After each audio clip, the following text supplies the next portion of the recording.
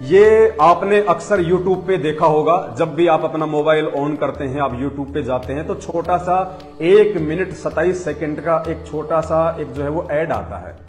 और ये भाई साहब क्या कहेंगे, एस्कॉन का द्वारिका में बहुत बड़ा मंदिर बन रहा है, आप सब लोग दिल खोल के दान कीजिए, नीचे हमारे खाता नंबर दिए हुए हैं, इन खाता नंबरों पे जाके आप जी डोनेट करें। किस लिए? पत्थरों में पैसा बर्बाद करवाने के लिए, एस्कॉन का बहुत बड़ा मंदिर बनवाने के लिए। उस मंदिर में फिर ये एक मूर्ति लगाएंगे, उस मूर्ति में फिर ये सारे पंडित लोग इकट्ठे होके फिर ये उस मूर्ति के अंदर जो है वो प्राण डालेंगे, फिर वो भगवान मूर्ति के अंदर आ जाएगा।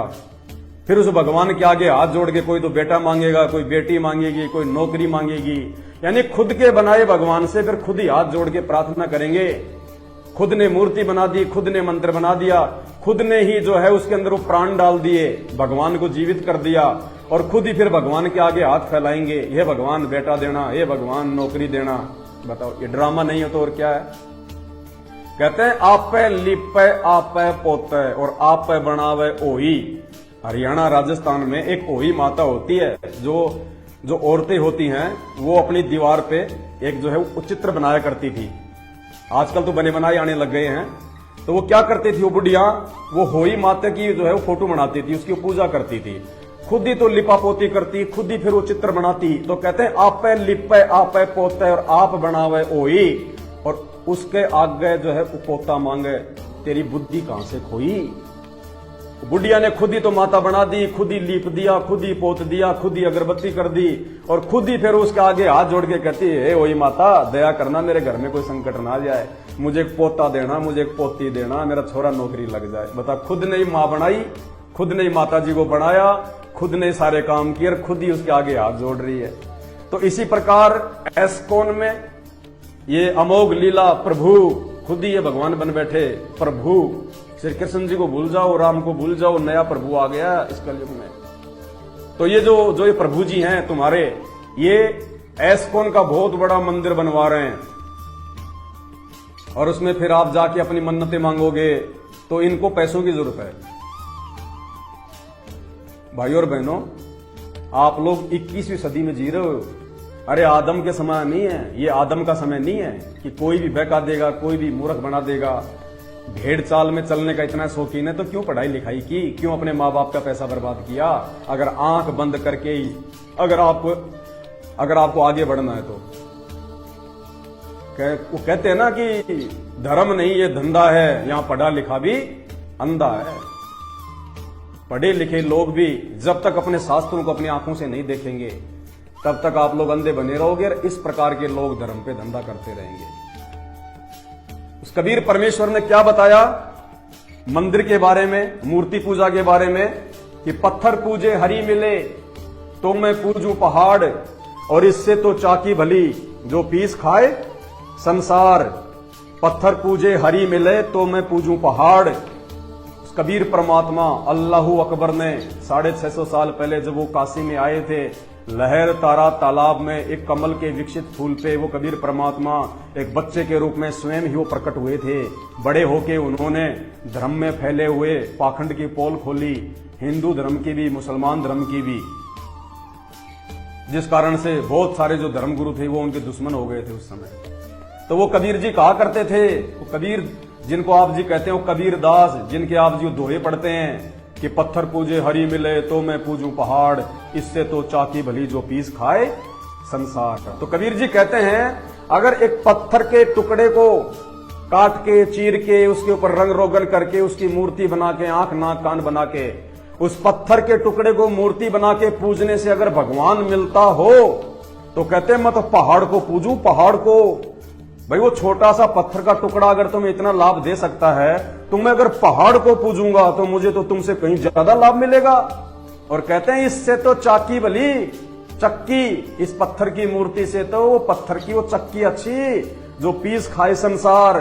वो दुनिया को खाने के लिए आटा तो पीस के दे रही है, वो पत्थर हमारे भोजन की व्यवस्था के लिए आटा तो पीस के दे रहा है, कुछ तो काम कर रहा है। ये तुम्हारे पत्थर के भगवान तो उतना काम भी नहीं कर सकते जितना वो पत्थर की चक्की कर सकती है।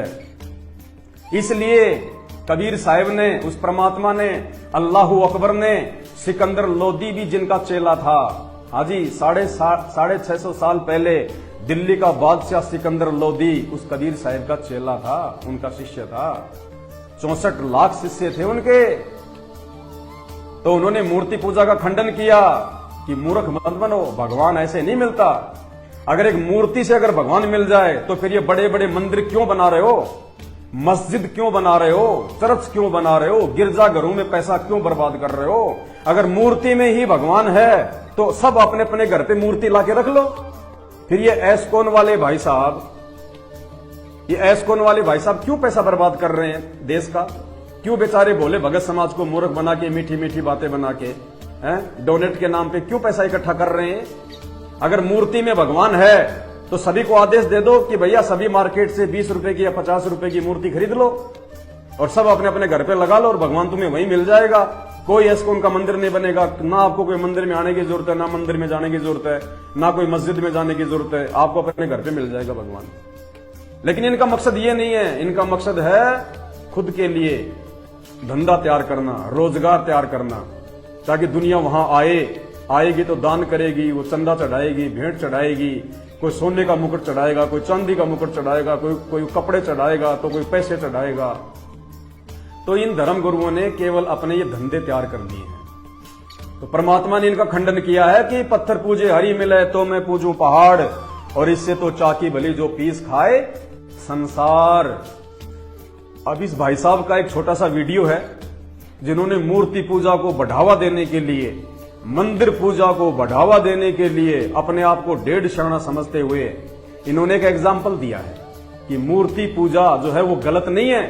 क्यों गलत नहीं है, सुनिए इनके मुख कमल से। हरे कृष्णा। तो आज हम ये सवाल लेने वाले हैं कि हमको क्या मूर्ति पूजा करनी चाहिए या नहीं करनी चाहिए। पहली बात तो हमें ये समझनी है कि भला मूर्ति पूजा क्या होती। जैसे अक्सर आपने देखा होगा चौराहों के ऊपर किसी नेताजी का बुत बनाया जाता है, उनको हार पहनाया जाता है और बोला जाता है आज से इस चौक का नाम है नेताजी चौक। और फिर जब सब वहां से चले जाते हैं तो कबूतर आता है, उस नेताजी के ऊपर बैठता है, अपना काम करता है और उड़ के चला जाता है। तो इस प्रकार की मूर्तियों की पूजा करना मूर्ति पूजा है और ये गलत है। अक्सर आपने देखा होगा कि चौराहे के ऊपर शनि महाराज का ऐसे टीन से काट करके एक इमेज बनाते हैं, कहते हैं जय शनि महाराज, जय शनि महाराज। उससे लोग जो है सिक्के डालते हैं ताकि शनि महाराज का प्रकोप उन पे कम हो जाए। तो इस प्रकार के टीन के इमेज काट करके पैसे हासिल करना ये भी मूर्ति पूजा है और ये भी गलत है।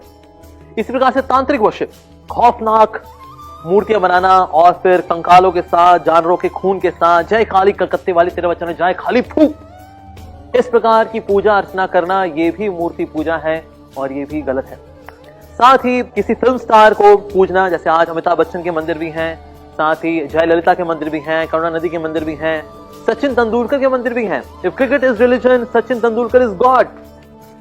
तो इस प्रकार से संसार में भले ही कोई कितने महान हो, लेकिन पूजा अर्चना तो वास्तव में भगवान की होनी चाहिए। लेकिन जब इस प्रकार के मंदिर होते हैं जहां इंसानों की पूजा की जाती है तो ये भी मूर्ति पूजा है और ये भी गलत है। तो मूर्ति पूजा करना सही है कि गलत है? वेल, मूर्ति पूजा करना गलत है। अच्छा, तो फिर ये क्या कर रहे हैं फिर यहाँ पर? ये मूर्ति पूजा नहीं है क्या? वेल, ये मूर्ति पूजा में काउंट नहीं होता, इसको बोलते हैं विग्रह सेवा। तो मूर्ति पूजा और विग्रह सेवा इन दोनों में अंतर होता है। क्या अंतर होता है भला? जैसे फॉर एग्जाम्पल अगर एक कागज का टुकड़ा हो, आप मुझे बताइए आपको दर्द हो रहा है कि नहीं हो रहा? आपको दर्द हो रहा है? वो दर्द हो रहा है? हो रहा है? नहीं हो रहा? अच्छा, एक 2000 रुपए का नोट दे जरा, अब आपको दर्द होगा ना? क्या आप 2000 रुपए के नोट का भी यही हाल करने वाले? देखिए जी, वो कागज का टुकड़ा नहीं है, वो RBI से गुजर गया वो तो ना, वो कागज का टुकड़ा नहीं रहा। हाँ, जब एक कागज का टुकड़ा जब जिस तरह से RBI से गुजर जाता है तो वो कागज का टुकड़ा नहीं कहलाता, वो करेंसी नोट कहलाता है। उसी प्रकार से जब भगवान के विग्रह बनाए जाते हैं, उनकी प्राण प्रतिष्ठा हो जाती है, RBI से गुजर गए भाई, तो फिर अब यहां पर सिर्फ मूर्ति नहीं है, अब यहां पर है विग्रह। देखा आपने नौटंकी? अब इनकी इस नौटंकी पे वही लोग मूर्ख बनते हैं जो पढ़े लिखे मूर्ख हैं, एजुकेटेड फुलिश लोग, जो पढ़े लिखे होने के बाद भी जो विचार नहीं करते, वो लोग इनकी मीठी मीठी चुपड़ी बातों के ऊपर मोहित हो जाते हैं कि यार बात तो सही है, विग्रह पूजा अलग है और पत्थर पूजा अलग है। इन्होंने एग्जाम्पल दे दिए बहुत सारे। और क्या कहा कि जैसे ये कागज का टुकड़ा है, इस कागज के टुकड़े को अगर मैं फाड़ूंगा तो आपको कोई दर्द नहीं हो रहा, किसी प्रकार का कोई दर्द नहीं होगा आपको। और इन्होंने हम सबके सामने कागज के टुकड़े को फाड़ दिया, यूं। आपको कोई दर्द हुआ? नहीं हुआ, नहीं हुआ। शाहरुख खान की तरह एक्टिंग कर रहा है। इनको धर्मगुरु नहीं, इनको जो है इनको बॉलीवुड में होना चाहिए था। इनको वहां इनको बड़े बड़े अवार्ड मिलते। यूं फाड़ दिया कि जैसे कागज का टुकड़ा है। भाई साहब हमारे को समझा रहे हैं कि मूर्ति पूजा और मूर्ति विग्रह क्या है।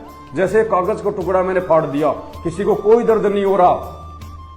फिर उन्होंने 2000 का नोट दिखाया कि अब इस 2000 के नोट को मैं फाड़ूं, आपको दर्द होगा ना? होगा ना? इसी प्रकार जो मूर्ति है भगवान की, जब हम उसके अंदर प्राण डाल देते हैं, उसके बाद में फिर वो मूर्ति मूर्ति नहीं रहती, फिर वो विग्रह पूजा हो जाती है। तो भाइयों, ये इन्होंने अपना एक जो है ये तर्क दे दिया मूर्ति पूजा को और जो है वो बढ़ावा देने के लिए। ठीक है, कागज को फाड़ सकते हो, नोट को नहीं फाड़ सकते। क्यों? क्योंकि नोट आरबीआई से जो है वो गुजर चुका है। इस 2000 के नोट से हम लोग जो मर्जी हम लोग जो है सामान हम खरीद सकते हैं। 2000 के नोट की 2000 की वैल्यू है। हमें पता है उस बात का कि ये नोट वर्तमान में ये प्रचलन में है, इसकी 2000 की वैल्यू है। इसलिए हम नोट को नहीं फाड़ सकते। और वो कागज, उसकी कोई वैल्यू नहीं है, फाड़ दो। ठीक है, इसी प्रकार मूर्ति एक तो सामान्य मूर्ति है जो कि चौराहे पे लगी है, भगत सिंह की लगी है, महात्मा गांधी की लगी है, उनकी कोई कुछ नहीं है। और एक मूर्ति जो हम लोग मंदिरों में रखते हैं, हम सारे पंडित लोग मिलके मंत्र उच्चारण करके इनके अंदर जो है जान डाल देते हैं, प्राण डाल देते हैं, उसके बाद फिर ये विग्रह बन जाता है। ठीक है, अब इस भाई का जो तर्क है वो कितना जो है वो घटिया तर्क है। इनको केवल यहीं तक का ज्ञान है, लेकिन उस पूर्ण परमात्मा अल्लाह अकबर ने, संत रामपाल जी भगवान ने अपने बच्चों को आके जो ज्ञान दिया है, जो सत्संग दिया है, उस ज्ञान और सत्संग के आगे तो ये लीला प्रभु जैसे महात्मा जी जो है टिक भी नहीं सकते। तो क्या बताया इन्होंने कि आप 2000 के नोट को नहीं फाड़ सकते क्योंकि वो आरबीआई से गुजरा हुआ है, उसकी वैल्यू है। ठीक है, ये क्या है? 1000 का नोट है ना, और आप सबको पता है कि 1000 के नोट मोदी जी ने बंद कर दिए, अब ये प्रचलन में नहीं है। और इस नोट को यदि मैं फाड़ूं तो आपको कोई दर्द होगा? नहीं होगा, नहीं होगा दर्द, बिल्कुल ही नहीं होगा। क्यों नहीं होगा? क्योंकि ये प्रचलन में नहीं है। आरबीआई ने इसको कैंसिल कर दिया। रद्दी कागज की तरह इसकी वैल्यू है, इसलिए इसको फाड़ दूं तो कोई दिक्कत नहीं है। अब इसी प्रकार आप समझिएगा, नोट को फाड़ने में भी फर्क है। वो 2000 का नोट जो वर्तमान में जो प्रचलन में है, उसको कोई नहीं फाड़ेगा, और फाड़ेगा तो सब कहेंगे मूर्ख आदमी है, देखो 2000 का नोट फाड़ दिया। और ये भी 1000 का नोट ही है, लेकिन इसको आरबीआई ने कैंसिल कर दिया, वर्तमान में इसकी कोई वैल्यू नहीं है, इसलिए मैंने इसको फाड़ा तो आपको कोई दर्द नहीं हुआ। ठीक इसी प्रकार भाइयों और बहनों, बात को समझो। वर्तमान में जो श्री राम, श्री कृष्ण, 33 करोड़ देवी देवता, माता काली, भैरव, भूत, मसाणी, गणेश, पता नहीं दुनिया भर के देवी देवता, वर्तमान में इनकी पूजा से किसी प्रकार का कोई लाभ नहीं है, इनकी कोई वैल्यू नहीं है। क्यों नहीं है?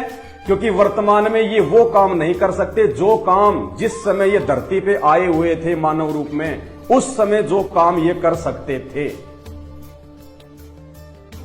जिस प्रकार 2000 का नोट भाई साहब ने दिखाया कि वर्तमान में इसको कोई भी नहीं पढ़ेगा। क्यों नहीं पढ़ेगा? क्योंकि वर्तमान में इसकी वैल्यू है। तो जिस समय वो श्री राम, श्री कृष्ण, हनुमान जी, देवी देवता वर्तमान में धरती पे थे, उस समय उनकी वैल्यू थी। उस समय हम उनके पास में जाते, अपना कोई दुख और तकलीफ लेके, तो वो हमारे को राहत हमारे को देते, हमारा वो कोई समाधान करते। उस समय उनकी वैल्यू थी। लेकिन उनके मरने के बाद आज केवल उनकी फोटोएं रह गई, उनकी मूर्तियां रह गई। जैसे ये 1000 रुपए का नोट जो मैंने अभी फोड़ा, ये भी 1000 का नोट ही है, लेकिन ये पहले चला करता था, अब नहीं चलता क्योंकि अब इसकी वैल्यू नहीं है।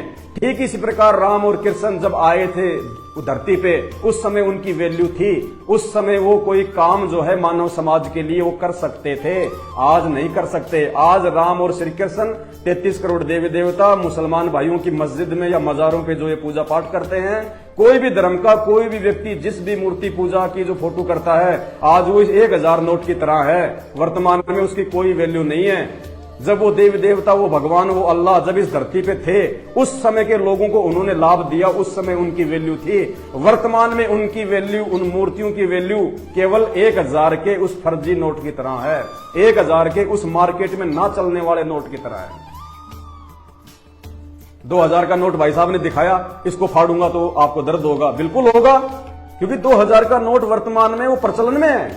2000 का नोट हमारे को लाभ दे सकता है, और मैंने वही 1000 का नोट फाड़ा, किसी को कोई दर्द नहीं हुआ। क्यों? क्योंकि वो प्रचलन में नहीं है। तो ठीक इसी प्रकार कोई भी देव देवता या भगवान है, जिस समय वो प्रचलन में थे, जिस समय वो धरती पे थे, उस समय वो लाभ दे सकते थे। और वर्तमान में चाहे उनकी कितनी पूजा कर लो, कितना नाक रगड़ लो, कितना सोने चांदी की मुकुट पहना दो, कितने लाल पीले हरे काले नीले उनके आप वो कपड़े पहना दो, कितना उनकी आंखों में आप जी सिंदूर लगा दो, माथे पे तिलक लगा दो, कितना झूले में झुलाओ, कितना जो है लड्डू गोपाल बनाओ, कुछ बेनिफिट नहीं होने वाला, क्योंकि वर्तमान में वो प्रचलन में नहीं है। वो वर्तमान में कुछ नहीं कर सकते आपके लिए, कुछ भी। उनसे ज्यादा काम सड़क के ऊपर जो मील का जो पत्थर आता है, सड़क के ऊपर जो मील का जो पत्थर है, जो पत्थर लोगों को जो रास्ता बताता है कि यहां से बंबई कितना किलोमीटर है, यहां से दिल्ली कितना किलोमीटर है, वो पत्थर ज्यादा जो है वो प्रभावशाली है वर्तमान में उन भगवानों की मूर्तियों से। आप उस मूर्ति के आगे जाके बैठो और मूर्ति से कहो कि महाराज जी नमस्कार, आपको दंडवत प्रणाम। महाराज जी, मेरे घर में जो है एक पोता हुआ है कल, तो आप मुझे बताइए मैं इसका क्या नाम रखूं, इस पोते का मैं क्या नाम रखूं। आप 20 दिन बैठे रहो, चाहे 20 साल बैठे रहो, वो मूर्ति आपको ये नहीं बताएगी कि तू इसका नाम नटवर लाल रख ले या तू इसका नाम जो है वो काशीराम रख ले। नहीं बोलेगी वो मूर्ति, क्योंकि वो पत्थर है, वो 1000 के नोट की तरह वर्तमान में उसका प्रचलन समाप्त है। उसके अंदर कोई प्राण नहीं है, कोई जीव नहीं है, ना वो बोल सकती, ना चल सकती, ना देख सकती, ना बोल सकती, ना वो सुन सकती। वो मूर्ति आपको नाम नहीं बताएगी कि आप अपने पोते का ये नाम रख लो। और रोड के किनारे जो मील का पत्थर है, उस मूर्ति से तो वो अच्छा है जो आपको ये बता देगा कि यहां से दिल्ली 100 किलोमीटर दूर है, यहां से बंबई 1150 किलोमीटर दूर है। तो उस पत्थर की मूर्ति से तो रोड के साइड में लगा हुआ वो पत्थर अच्छा है, जो कम से कम हमारा मार्गदर्शन तो कर रहा है, हमारी गाड़ी का पेट्रोल तो जो है वो बचा रहा है, गाड़ी का डीजल तो बचा रहा है। अगर वो मील का पत्थर ना होता तो हम किसी और रोड पे चले जाते, उल्टी दिशा में जाते, हमारी गाड़ी का डीजल खराब हो जाता, पेट्रोल बर्बाद होता। उस रोड पे लगे हुए मील के पत्थर ने जो किलोमीटर बताता है, उस मूर्ति से ज्यादा काम तो वो मील का पत्थर कर रहा है कि आपको रास्ता बता रहा है और आपका वो मार्गदर्शन कर रहा है। तो भाई और बहनों, इस मूर्ति पूजा के भरोसे में ना रहो। ये मानव शरीर मूर्ति पूजा करने के लिए नहीं मिला है। ये मानव शरीर पूर्ण परमात्मा की पहचान, और पूर्ण परमात्मा की पहचान होगी कब? पूर्ण गुरु से। और पूर्ण गुरु कहां मिलेगा? वर्तमान में धरती पे संत रामपाल जी के अलावा दूसरा कोई भी पूर्ण गुरु नहीं है। तो परमात्मा कहते हैं उस मूर्ति पूजा से अच्छा तो वो चमचा, कौन सा चमचा? घर में जिस चमचे से हम लोग सब्जी परोसते हैं, चावल परोसते हैं, कहते हैं पीतल चमचा पूजिए। उस मूर्ति से अच्छा तो पीतल का जो वो चमचा होता है, स्टील का जो वो चमचा है, उसकी पूजा करो। क्यों? क्योंकि पीतल चमचा पूजिए जो थाल परोस है, अरे वो कम से कम वो चावल परोसता है, वो सब्जी परोस देगा, काम आता वो। पीतल चमचा पूजिए जो थाल परोस है, वो जड़ मूर्त किस काम की मत रहना भरोसे। वो जड़ मूर्त, वो पत्थर की मूर्ति, वो भगवान, वो किसी काम की नहीं है, उसके भरोसे मत रहना। उससे अच्छा तो पीतल का, वो स्टील का वो चमचा है जो कम से कम खाना तो परोसने के काम आता है। ये कबीर साहब ने मूर्ति पूजा का खंडन किया था आज से 650 साल पहले। दिल्ली का बादशाह सिकंदर लोदी भी जिनका जो है वो गुरु था। और मूर्ति पूजा में बताओ आज तक मूर्ति से बाहर निकल के भगवान ने जो है किसको वो दर्शन दिए हैं? बता दीजिए कि मंदिर में भगवान ने अगर किसी को अगर वो दर्शन दिए हो तो एक का भी नाम बता दीजिए आप। अरे नामदेव का भगवान ने दूध पिया, मंदिर में नहीं पिया। नामदेव ने भगवान को, विठल को अपने घर पे भोग लगाया था। विठल भगवान ने नामदेव का दूध पिया, उस पत्थर से प्रकट होके, मंदिर में प्रकट नहीं हुए थे। मीराबाई के जहर को अमृत परमात्मा ने जो है मंदिर में नहीं बनाया, राजमहल में बनाया था, उसके घर में जहां सोती थी, जहां पे वो मूर्ति रखती थी। प्रहलाद भगत को भगवान ने आके बचाया, नरसिंह रूप धारण करके वो खंबे में प्रकट हुए थे, राजा के महल में, मंदिर में प्रकट नहीं हुए थे। भगवान कोई बाध्य नहीं है कि वो मंदिर में बैठा हुआ मिलेगा आपको।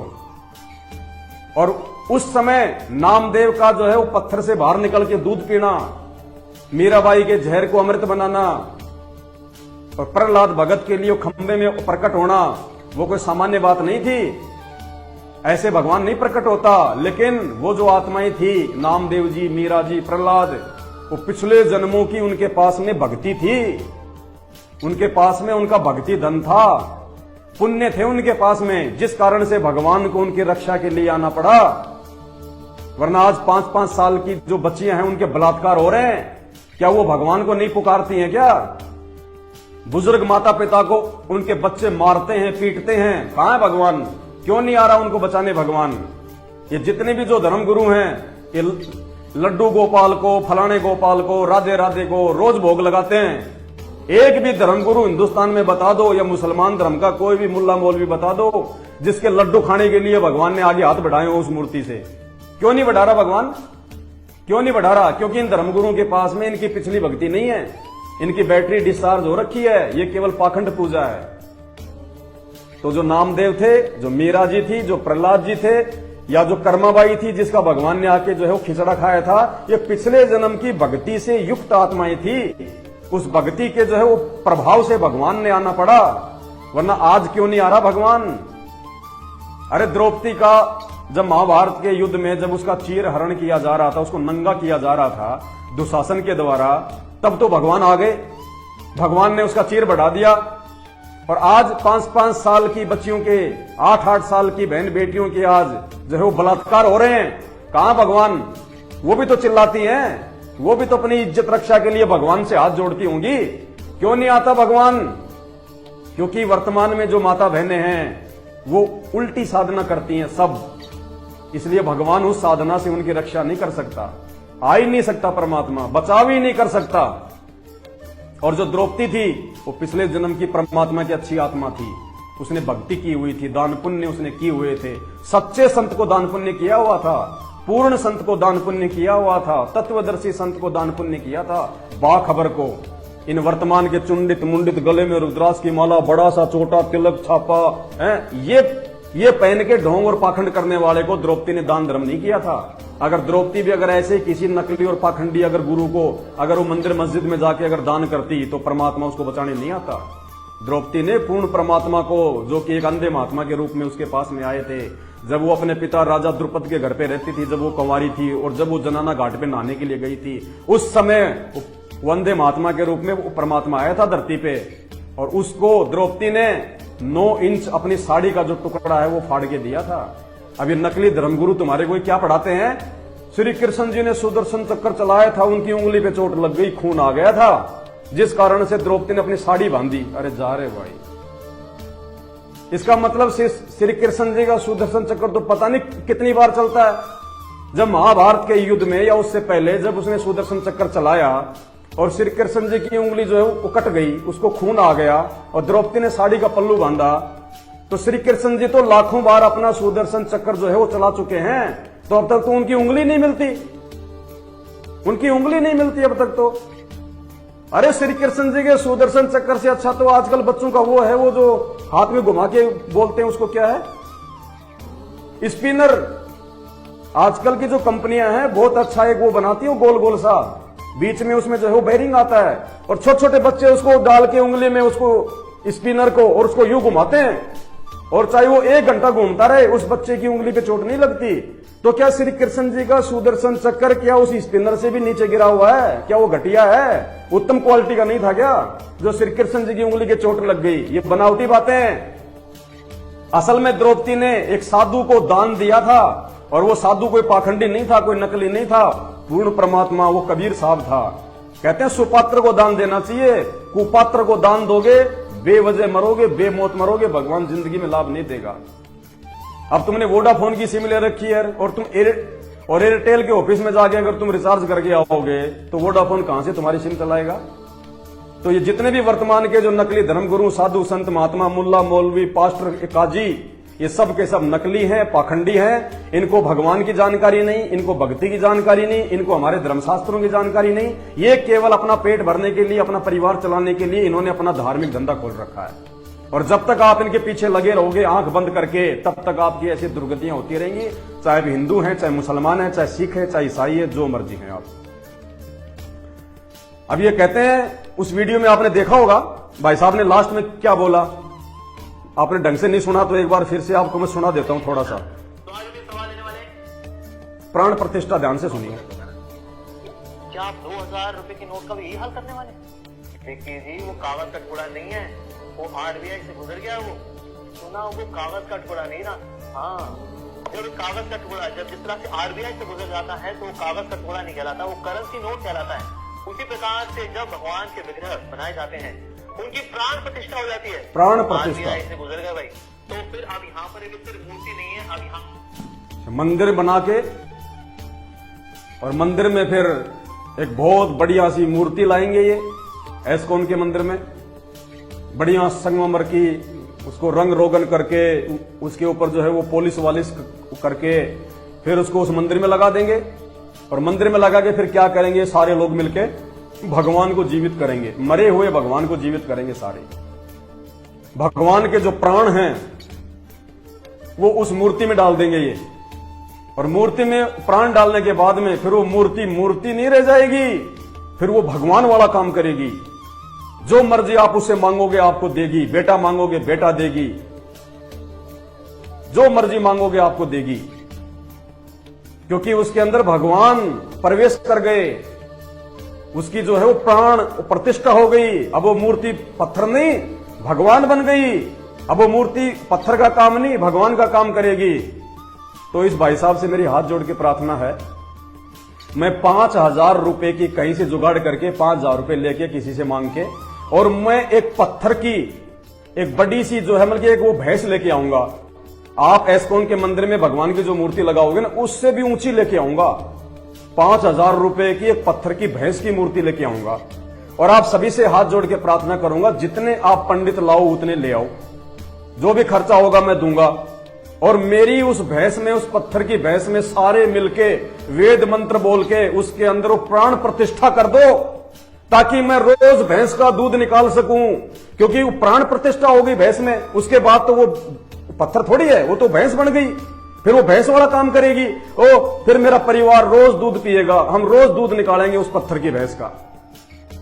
अब आप कहेंगे ऐसा थोड़ी हो सकता है, तो मूर्खों वाली बात है। तो भाई वो पत्थर के टुकड़े में जिसको तुमने बनाया, जिसको तुमने सजाया, तुमने छेनी और हथौड़े चलाए, उसके ऊपर बैठ बैठ के जूते चप्पल पहन पहन के तुमने उसको ठोका, उसको पहना है, उसके ऊपर फिर रंग रोगन किया, उसकी पॉलिश करी और मंदिर में लाके रख दिया। और सारे पंडित इकट्ठे होके फिर तुम उसके अंदर वेद मंत्र बोल के वो प्राण डाल रहे हो। फिर तुम ये कहते हो कि अब ये विग्रह हो गया, अब ये पत्थर नहीं रहा, अब इसमें भगवान प्रवेश कर गए। और जब भगवान, फिर भगवान वाले काम यदि वो करता है, फिर लोग जाके उससे बेटा मांगेंगे, बेटी मांगेंगे, नौकरी मांगेंगे, मैं इंटरव्यू में जो है वो सफल हो जाऊं। तो भाई वो पत्थर की भैंस में प्राण डालने के बाद में, प्राण प्रतिष्ठा करने के बाद में, फिर वो पत्थर की भैंस वाला काम क्यों नहीं करेगी? उसने भी तो करना चाहिए। फिर मेरे हिंदुस्तान के भाई और बहनों, तुम्हारे माँ बाप ने तुम्हारे ऊपर जो लाखों रुपया जो बर्बाद किया ना, ये कोचिंग करवा के एजुकेशन के नाम पे, इसका कुछ फायदा उठाओ। ये 2 टाइम की रोजी रोटी भगवान ने तुम्हारे हिस्से में उसी समय लिख दी थी जब तुम अपनी मां के पेट में थे। ये शिक्षा, ये नौकरी, ये रोजी रोटी के लिए नहीं होनी चाहिए। आपके बाप दादा, आपके परदादा कौन सा MBA किए हुए थे, किसने PhD कर रखी थी? वो तो जो है पढ़ना लिखना भी नहीं जानते थे बेचारे, आज से 50 साल पहले।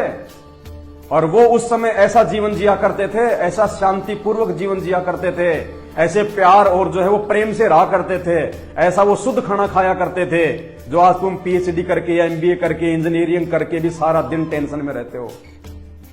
2 टाइम की रोटी के लिए लेके फाइल लेके सारे डॉक्यूमेंट्स दर दर घूमते रहते हो, नौकरी नहीं मिल रही, नौकरी नहीं मिल रही।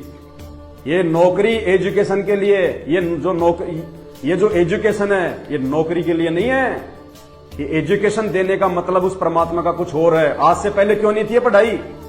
आज से 50 साल पहले एजुकेशन कहां थी हमारे हिंदुस्तान में? सन 1951 से पहले एक ब्राह्मण वर्ग को ही मात्र पढ़ने का अधिकार था, बाकी लोग तो जो है पढ़ते नहीं थे।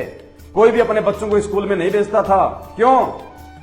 ये एजुकेशन परमात्मा ने इसलिए दी है कि वर्तमान में उस अल्लाह अकबर को, उस परमात्मा को, उस जगदम्बा को, उस जगदीश को आज इस धरती पे नीचे उतर के आना है।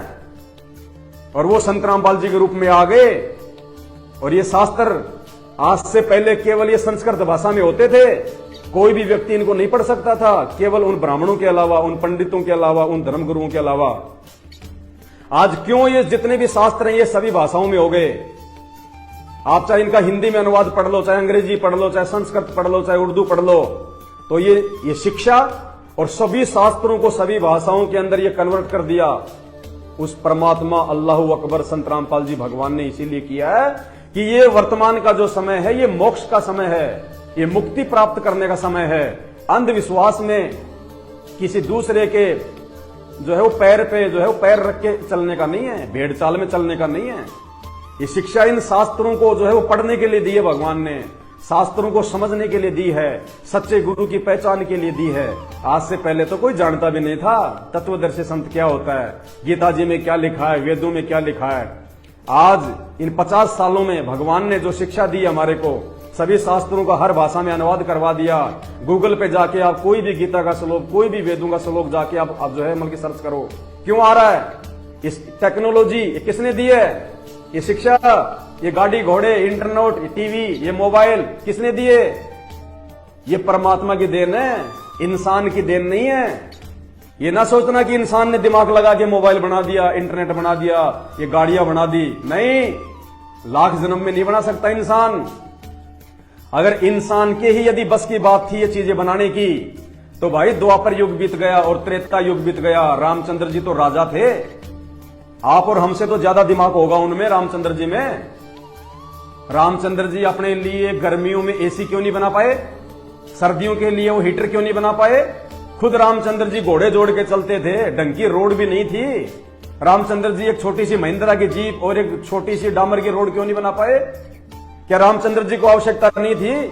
जब वो जंगल में गए थे उस समय मोबाइल होते तो अपने तो पीछे से अपनी माता से, अपने पिताजी से, अपने भाइयों से बात कर लेते कि कोई दिक्कत नहीं माताजी, जंगल में मैं ठीक हूं, आप टेंशन ना लेना। उनके पीछे से उनके पिताजी मर गए उनके वियोग में, पुत्र मोह में। उस समय अगर रामचंद्र जी ने मोबाइल अगर बना दिया होता तो उनके पिताजी को इतनी टेंशन नहीं होती। भरत को राजकाज करने में वो कितनी टेंशन हुई, कितना उसको जो है दिक्कत आई। अगर रामचंद्र जी छोटा सा नोकिया का अगर बटन वाला मोबाइल भी बना देते तो बात बात पे वो भरत को, अपने भाई को दिशा निर्देश तो देते रहते कि भाई ऐसा करना, ऐसा करना, ऐसा करना, ऐसा करना। श्री हनुमान जी लंका गए माता सीता का जो है वो पता लगाने के लिए। अगर उस समय हनुमान जी के पास में मोबाइल होता तो रामचंद्र जी को वहीं से जो हमल की वो खुशखबरी दे देते कि महाराज माता का पता लग गया, टेंशन मत लो, मैं आराम से आ रहा हूं। क्यों नहीं बना पाए श्री रामचंद्र जी मोबाइल? श्री कृष्ण जी क्यों नहीं बना पाए? क्या आज के इंसानों में उनसे ज्यादा दिमाग हो गया? अगर आज के इंसानों में राम और श्री कृष्ण से अगर ज्यादा दिमाग है, जिसने इंटरनेट बना दिए, लाइट बना दी, टीवी बना दिए, मोबाइल बना दिए, BMW जैसी लग्जरी गाड़ियां बना दी, तो फिर राम और कृष्ण क्यों? फिर तो उनसे ज्यादा बुद्धिमान आज का इंसान है जिसने चीजें बना दी। फिर तो इन इंसानों की पूजा करो, भूल जाओ राम और कृष्ण को। क्योंकि ये राम और श्री कृष्ण के भी जो है वो बस की बात नहीं थी। ये वर्तमान के किसी बड़े से बड़े साइंटिस्ट की भी जो है वो बस की बात नहीं। ये दिमाग इंसान को ये चीजें बनाने के लिए उसने दिया है जिसने इंसान को बनाया है, उस परमेश्वर ने, अल्लाह अकबर ने, पूर्ण परमात्मा ने, भगवान ने, संत रामपाल जी ने ये दिमाग दिया है आज इस दुनिया को। संत रामपाल जी ने, क्योंकि आज धरती पे संत रामपाल जी हैं, वो अल्लाह अकबर, वो पूर्ण परमात्मा।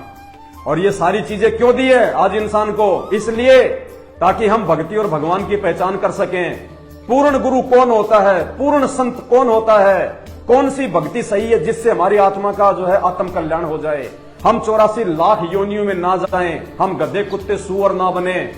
इन सब बातों की जानकारी के लिए ये ताकि एक जगह बैठ के उनके सत्संग सब लोग सुन सकें। घर घर में टीवी दे दिए, संत रामपाल जी एक जगह से बैठ के सत्संग करेंगे, घर घर में उनके प्रवचन सुनाई देंगे। इसलिए दिए हैं ये चीजें इंसान को जो है भक्ति और भगवान से जोड़ने के लिए। थोड़े समय और रुक जाओ, अभी तो इस काल ने, इस शैतान ने अपने नकली धर्मगुरुओं के द्वारा इन चीजों का मिसयूज करवा रखा है।